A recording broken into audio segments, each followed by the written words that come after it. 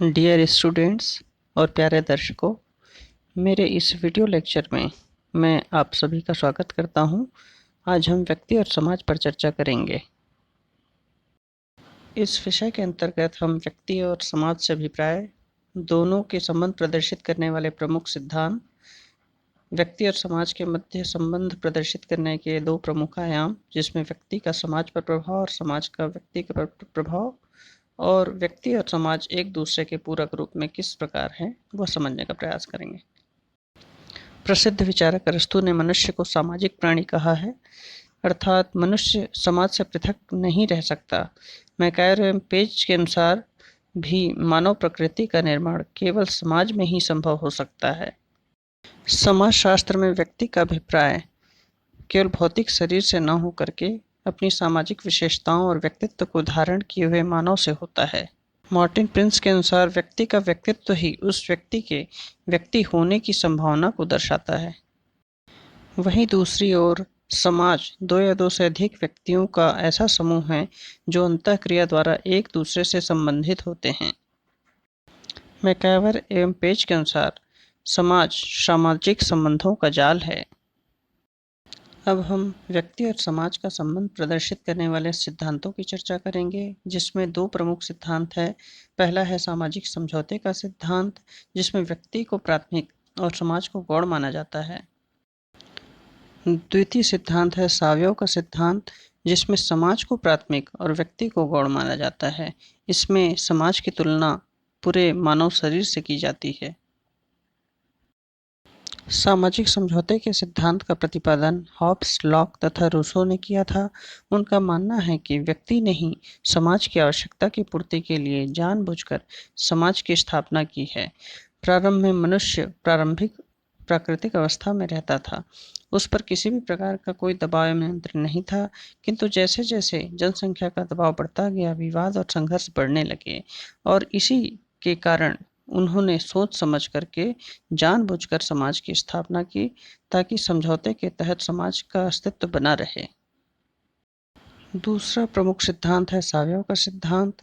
इसके प्रवर्तक Herbert Spencer रहे हैं। वे समाज की तुलना मानव शरीर से करते हैं तथा शरीर के विभिन्न अंगों जैसे हाथ, पैर, नाक, कान आदि के योग से व्यक्ति का निर्माण होता है। उसी प्रकार समाज के बनाने वाले विभिन्न निर्माणक इकाइयों से समाज का अस्तित्व टिका रहता है, और समाज से पृथक इन तत्वों का कोई अस्तित्व नहीं है। इसमें व्यक्ति कभी भी समाज से पृथक नहीं रह सकता है। आइए अब हम व्यक्ति और समाज के मध्य संबंध को समझने का प्रयास करते हैं। जैसा कि हम जानते हैं कि समाज का निर्माण व्यक्ति के द्वारा ही किया जाता है। संस्कृति के चाहे भौतिक तत्व हों अथवा अभौतिक तत्व, प्रत्येक तत्व मनुष्य के द्वारा ही निर्मित किया गया है, और जिस प्रकार व्यक्ति का व्यक्तित्व होता है उसी के अनुरूप उस समाज के आदर्श, मूल्य, प्रतिमान, अनुशास्त्री बदलते रहते हैं। ठीक इसके विपरीत समाज का भी व्यक्ति पर गहरा प्रभाव पड़ता है। वैसे तो समाज का निर्माण मनुष्य स्वयं करता है, किंतु दुर्खिम ने इसे बाह्यता एवं बाध्यता के आधार पर समझाने का प्रयास किया है। उन्होंने तो आत्महत्या जैसे व्यक्तिगत घटना को भी समाज के दबाव का परिणाम माना है, अर्थात व्यक्ति समाज के प्रभाव से अछूता नहीं रह सकता है। निष्कर्षतः हम कह सकते हैं कि व्यक्ति और समाज एक दूसरे के पूरक हैं। व्यक्ति के बिना समाज और समाज के बिना व्यक्ति की कल्पना ही नहीं की जा सकती। एक ओर जहाँ व्यक्ति विहीन समाज समाज ही नहीं समझा जा सकता, क्योंकि व्यक्ति और उसके समूह से ही समाज का निर्माण होता है। वास्तव में समाज की स्थापना के मूल में ही व्यक्ति का कल्याण निहित होता है। व्यक्ति की विभिन्न आवश्यकताओं की पूर्ति के लिए ही समाज का निर्माण किया जाता है। वहीं दूसरी ओर समाज रहित व्यक्ति का भी अपना कोई स्वतंत्र अस्तित्व नहीं समझा जा सकता, क्योंकि व्यक्ति समाज में ही सामाजिकरण को सीखता है।